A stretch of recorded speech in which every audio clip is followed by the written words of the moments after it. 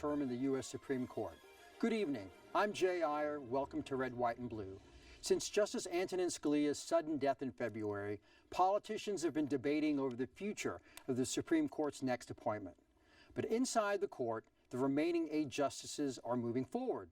Following progressive victories on gay marriage and health care last session, court watchers speculated that we would see more conservative rulings this term. But with the death of conservative Justice Scalia, the court is now closely divided. And this term has no shortage of high-profile cases that include issues on abortion, affirmative action, immigration, and more. What cases have been ruled on, and what impact has Scalia's absence had on those rulings? And what cases still need to be tackled? Guiding us this evening are Josh Blackman, Professor of Law with South Texas College of Law, Professor Teddy Rave of the University of Houston Law School, and Professor of Law at Texas Southern University Thurgood Marshall School of Law, Martin Levy. And leading our discussion, as always, our hosts David Jones and Gary Polland, who are not Supreme Court practitioners, but we do read the newspaper, so we do know something about these issues to some extent. I'm admitted to practice there. Are you really? Yes. Really? Who sponsored me? Sponsored you? Robert Bork. Robert Bork? Lee Robert Bork. All right, That's all right. right. Okay, well, we can. Yeah. So look, we have this 5th vote that's hanging out there that is, an Obama appointee. He's not necessarily going to get a hearing.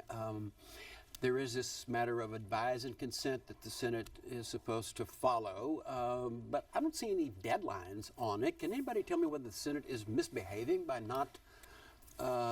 Josh, you have to read the Constitution for us? I would love to read the Constitution. So the President says he shall nominate, and by and with the advice and consent of the Senate, judges of the Supreme Court. The President has a duty to nominate. He shall, which means must. The Senate has no obligation in the Constitution whatsoever to do anything at all. Indeed, there's actually a history of practice of before the Constitution was drafted, of the Massachusetts Senate simply saying we will not vote on the nominee because we don't like him. There's a history of this leading up to the ratification of the Constitution. So whether it's good or bad politics, which we can debate, there's no constitutional duty whatsoever. Well, let's talk about the politics of it because the court wants to preserve, and certainly the Chief Justice wants to preserve, the courts appearing to be independent of politics in order to preserve the public's respect for the court. So is this not playing against Roberts' wishes in a way that the court be seen as an independent thinking body that is not influenced by political considerations? Well, Anybody? I think, you could certainly make that argument. I don't know if anyone knows specifically how Roberts would react, but that's been described, particularly in the first Burwell decision, as a kind of a basis of his thinking. But while I might add to Josh's comment that the Senate excels at doing nothing at all. I mean, well, there's nothing wrong with that. It might be So the best. who cares? Who cares if they think that?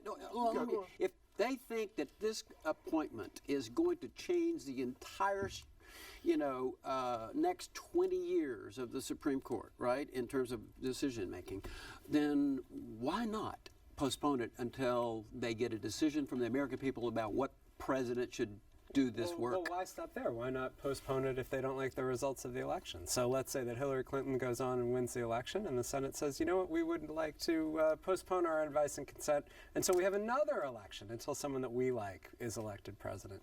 I think I disagree with Josh about the way that he's reading the Constitution. There is an obligation for the Senate to consider the nominee that the president's put forward. How about a mandamus? So I think that's important. I don't think a mandamus would be appropriate. I don't think that the fact that there is an obligation means that the court can order the Senate to do it. The obligation exists, but it's going to have to be the people who force the Senate to act, and so the people are going to have to hold their senators accountable for postponing a vote and ducking their obligation. Mm-hmm. Yeah, I mean, my view is really that advise and consent, which is a requisite for an appointee to be made, is a political process. And the Senate can do in that regard what it likes, that the Constitution on these areas in a way speaks with a forked tongue.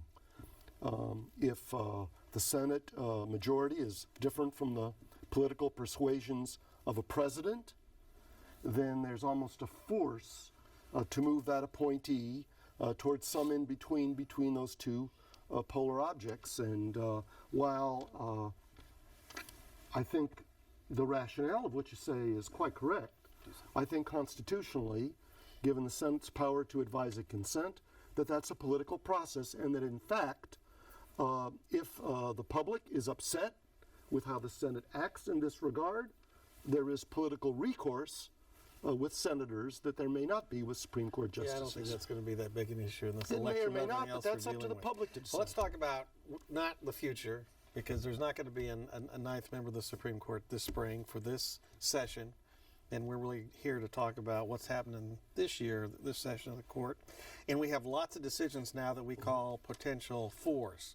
That is decisions where it's going to be 4-4 because the court is closely divided. So Teddy, why don't you identify what you think the most significant 4-4 potential case is out there? So probably the most significant potential 4-4 would be United States against Texas, the case about whether the Obama administration is faithfully executing the law by deferring removal of certain undocumented immigrants. Josh, that's your area of expertise, I think. And I remember the argument from the Solicitor General of the United States, which said that this is exclusively a national issue conveyed by the Constitution on the national government. And the states have absolutely nothing to do with it. So isn't this a perfect standing case where the Supreme Court can say, no, we just can't, we don't need to hear this? So Texas versus United States presents the question of whether the president is discharging the enforcement of immigration laws. The state of Texas challenged this, and the ground on which they got into federal court is based on something that seems maybe crazy. Texas argued that because of this decision, a significant number of aliens within Texas will be eligible for driver's licenses. And when you go to the DMV to get a license, you're not paying the full fee. But there's no actually you know, and I know that there's no order in the 5-page guidance memo that was drafted that said anything about driver's licenses. Oh, but that's the injury. Under pre-existing Texas law, which was existing for a while, if someone's granted with someone's lawful presence, they're eligible for a driver's license. So the executive memo from the president is what triggered the provision of that driver's license, which gets us into federal court. And this raises a whole host of constitutional questions, questions that we will not get an answer to this year. As my good friend Teddy mentioned a moment ago, it's very likely the court may be divided closely 4-4 on this. The consequence of a 4-4 split will be they simply affirm the judgment of the lower court, the Fifth Circuit Court of Appeals in New Orleans. The consequence of that is throughout the remainder of the Obama presidency, this policy does not go into effect. So where's the fifth vote going to come from, perhaps to give Obama maybe his standing objection that might work? So I think this is one case, and I know Josh disagrees with me about this, but that makes it more fun. I think this is one case where the liberal justices are really going to miss Justice Scalia. I think Justice Scalia has been very skeptical in the past of claims of standing, and I think that he would be skeptical of Texas's claim that they're injured here because they are voluntarily issuing driver's licenses. And so I think that would be one that would have been a source of a potential fifth vote. Justice Kennedy, I think, is the remaining source of the potential fifth vote. And your prediction is there's going to be no fifth vote, is there? No, and I think we're going 4-4. And the reason it is the most significant case is because kind of the politics of the decision, the district judge who rendered the first written opinion, and the nature of the Fifth Circuit, produced a victory for Texas. And as Ted alluded to, here, the affirmation by 4-4 has a very, very significant effect on at least the politics of immigration policy as we go into this election. Right. What he's saying, Josh, is that this doesn't help Donald Trump at all. Well, I mean, because we got 4.3 million people who are going to be impacted by this enforcement order. 14, you know, and they have families, and they have people who vote. you know, They have and families, there's and since also they got driver's license, they get to register to vote on their motor voter, even though they're not citizens and shouldn't be voting. So Is that the what point you're I've made saying? about this case for some time is that the outcome of the next presidential election will decide the fate. Hillary Clinton said she would expand this action. Donald Trump has said he'd rescind it, let the American people vote. I think that will decide the outcome of this Are action. you sure that's his position today? Who knows? There you go. It'll be a Okay. terrific position. Let's move on to another one. Little Sisters of the Poor versus Burrell, or as some people call it, East Texas Baptist University versus Burrell. So since we have Texas involved again, so tell us what that's about. Well, this is an extension of a previous decision, Hobby Lobby, where in response to the administration's allowing religious organizations who dominate and control of an entity that is servicing the public.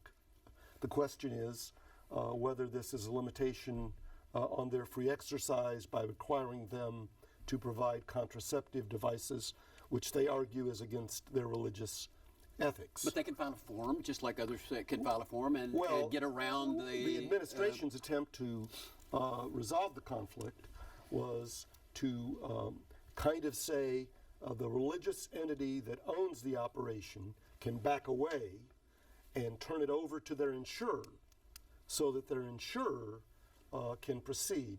But I'm probably, as a member of a religious minority, fairly biased myself in regard to this case because it raises the reason why we have both a free exercise clause and an establishment clause. Because what we're really allowing to happen, if I'm working for a religious entity that services the public for profit, and I'm female, I may be denied access to contraceptive health services because of the religious views of my employer, though my religious views may be entirely to the contrary. And in that regard, we're allowing the governmental process, including the court, to in essence let that religious entity, because it's claiming free exercise, establish their credo, as if you will, enforced by national law. So is this a 4-4 case or what? So I think this is a fascinating case because the court is very afraid of this going 4-4. If it goes 4-4, we'll then have inconsistent rules in different parts of the country. And so one thing that the court's done in this case, which is very out of the usual for the Supreme Court, is it's actually asked the parties for more briefs about maybe a way that they can read the statute a little bit differently or tweak the regulations a little bit so that instead of the religious groups having to file an objection to be exempt from providing contraception, which they say is the same thing as making them endorse contraception, it'll just happen automatically and then the government will pay for it. And contraception is a sin. Yeah. So the key word for this case is hijacked. That was a theme that came over. I was in the court that they hijacked. In order for the Little Sisters, their employees, to get these contraceptives, they have to use the plan of the Little Sisters. The Little Sisters argue, hey, we have Obamacare. We have these exchanges. If it's so darn important for these women to get cost-free access to contraceptive, give it to them through the Obamacare at no cost at all. And so the additional briefing that Teddy mentioned, the Little Sisters came back and said, hey, wait a minute. You want to get them the contraceptives? Have at it. Give them for free, just not by hijacking our plan. So what's wrong with that? The government argues that's not seamless, that now the female employees would have to sign up for this other program, go into the website, which may or may not work. The government says this has to be done seamless with the same plan they already have. And before we had Obamacare, if your coverage didn't have reproductive freedom, quote unquote, you just made your own arrangements, right? Yeah, and in fact, Obamacare has actually made the Little Sisters case stronger because we have all these exchanges in all 50 states. Why can't they just use that? So what's going to happen? Again, as Teddy mentioned, this one can't go 4-4. I think they hold this one over and they re-argue it, which makes it difficult. I have a book about Obamacare coming out in the fall from Cambridge University Press, and if there's no ending, the end of my book is somewhat abrupt. So we have another Texas case called Miss Fisher. She's been around longer than I have, and is still insisting on having her case heard before the Supreme Court regarding the use of racial preferences in undergraduate admissions practices at the University of Texas, which has been sustained mostly with, as I recall, Kennedy writing that this is a tolerable policy that you have. How is this back before the Supreme Court, and where does it go? But before you say that, tell us what the case is about. I just did. Yeah, they'll do a better job. So the Fisher case is yet another case about affirmative action. The Supreme Court likes to take these cases every couple of years just to stay current, I guess. And in the Fisher case, Texas has a 10% plan where the top 10% of graduating class gets into UT, the flagship campus at UT automatically, but UT says that doesn't give them enough racial diversity. And so on top of the 10% plan, they also consider race as a factor in their admissions. The court heard this case before and sent it back down for more fact-finding, and I think the court just doesn't know what to do with this case. It's back up now on basically the same question that they heard last time.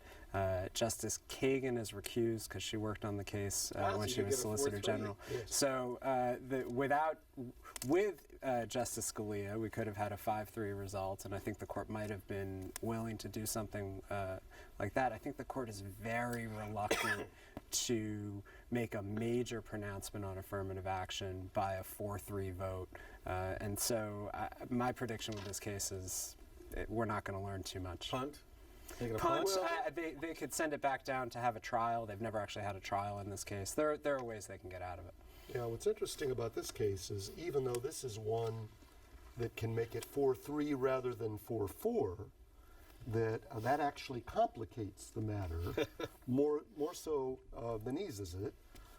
Originally, the court had held in a Michigan case, Grutter, that forms of affirmative action in universities were permissible, but they had to be very closely tailored, and that the court would strictly scrutinize them. When the district court reached a summary judgment affirming Texas's plan, and interestingly enough, the Fifth Circuit affirmed it. When the court sent it back, they basically said, this is not close scrutiny, and whether or not we had close scrutiny or not, boom, it comes out of the district court with the same decision, affirmed by the Fifth Circuit as well. And, in our field, the general view would have been that the reason the Supreme Court is hearing this case is they want to say something. Because there's no reason to take it now, given the Fifth Circuit's affirmance. But that could dramatically be affected by someone who may have wanted to be the leader in this regard, and that is Antonin Scalia. Interesting. With the first case, the first major case we had that was decided under the 4-4 UBRIC is Fredericks versus California Teachers Association. Josh, tell us what that was about. This was the blockbuster that wasn't. This case involved public sector unions and whether the government could require public sector union employees to pay certain dues out of their salary. And the court hinted in a case a couple of years ago that this was unconstitutional, that violated the freedom of speech. And everyone was gearing up for there to be 5 votes, that they're going to strike down this public sector union provision. And the arguments went great for the challengers. Everyone was so happy. And then, tragically, Justice Scalia passed away not too far from here in Marfa. And with that, the case released as a 4-4. Now, this is a kind of case that can come back up at any point in the future. But the question is, would Merrick Garland be willing to do what Antonin Scalia did? The answer is probably not. And I think that puts a fine point on it. Now the 5th vote is no longer Anthony Kennedy. As a Supreme Court practitioner, it's great. I don't have to persuade him anymore, right? That's not my essence of being. It's not saying, what would Tony Kennedy do, right? Now Merrick Garland's now the swing vote. I think that radically alters the trajectory of the Supreme Court. We do have the whole women's health case out of Texas, do we not? And is that likely to be a case where Justice Kennedy provides the 5th vote to overrule the Fifth Circuit and its support for the Texas law? It could well be.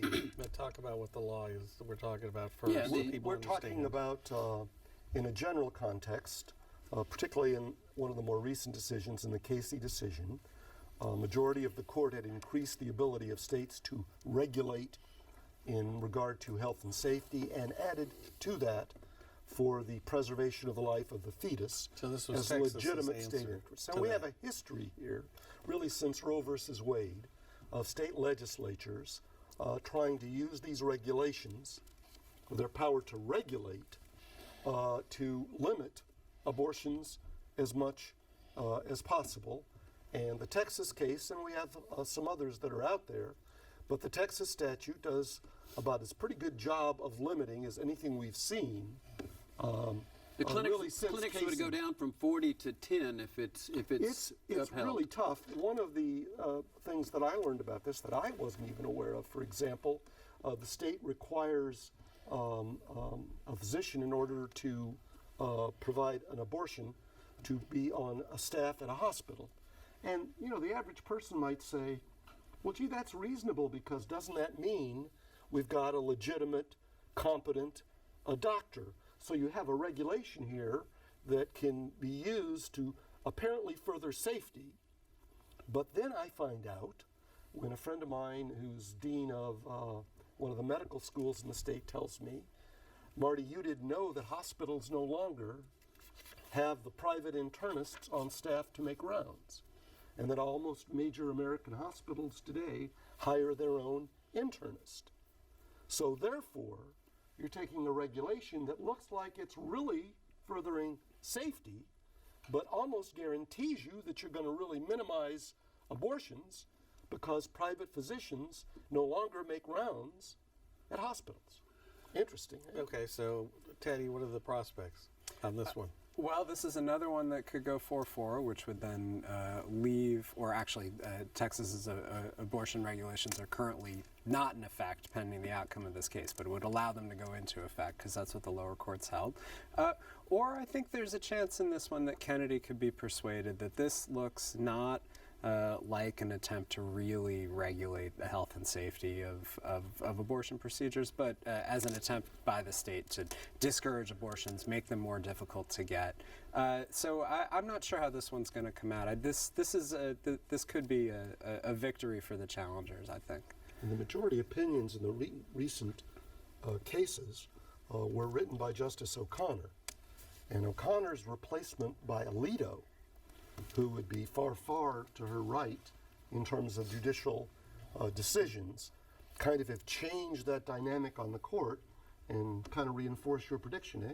Yeah, and I think if this does go 4-4, it's not going to have a lot of staying power. We have another case in the pipeline that can come up next year once we have a court back up to full strength, and so we should get an answer within the You're next talking couple of about years. a case challenging Texas again? Not challenging Texas, challenging another state with very similar laws. So Josh, is the switching now, we've covered, I think, the highlights of these key cases.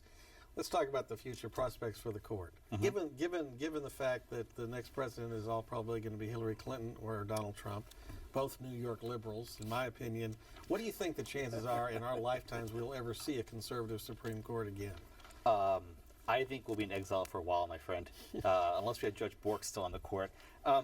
It's very likely that for the foreseeable future, as the Reagan and Bush nominees age out, we'll see them replaced by liberal nominees. The question is whether suddenly liberals will discover stare decisis, standing by precedent. What's that?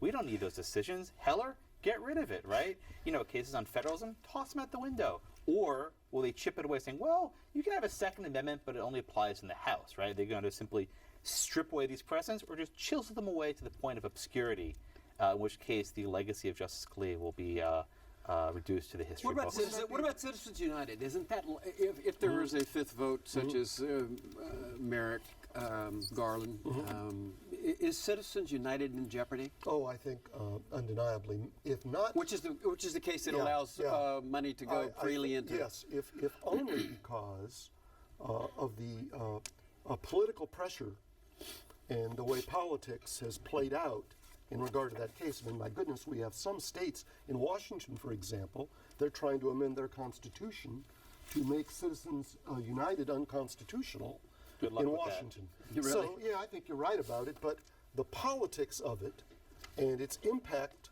on the American system, even if you just listen to Bernie Sanders and his own views, I think make its longevity pretty much in doubt. And I probably agree with Josh, and I think the conservative court's treatment of precedent in the last 20 years might be good precedent for how the liberals will react in the future, because they haven't had much regard for precedent themselves. Is there a surprise? We got 30 seconds. Is there a surprise? There's a conference May 12th. Is there a surprise new case that's likely to come out that we haven't talked about that's going to be heard? I think the trend is the court is not taking big cases until they're certain what the composition will look like. They've actually reduced the number of cases they've taken for next term. They don't know what's going to look like. That's all the time we have. Yeah, you're a great That answer. was good. You gave a short answer. Well, Marty Levy, Teddy Ray, Josh Blackman, thank you so much. We enjoy these annual visits.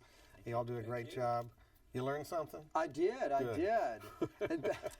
And thanks. And you can continue the conversation online with me and Brandon Rottinghouse on Houston Public Media's digital series, Political Perspectives. Starting at 8 p.m., log on to houstonpublicmedia.org/perspectives and send us your comments online at houstonpublicmedia.org or follow us on Facebook. We want to hear what you have to say about the issues that affect your lives. Thank you so much for watching. Good night.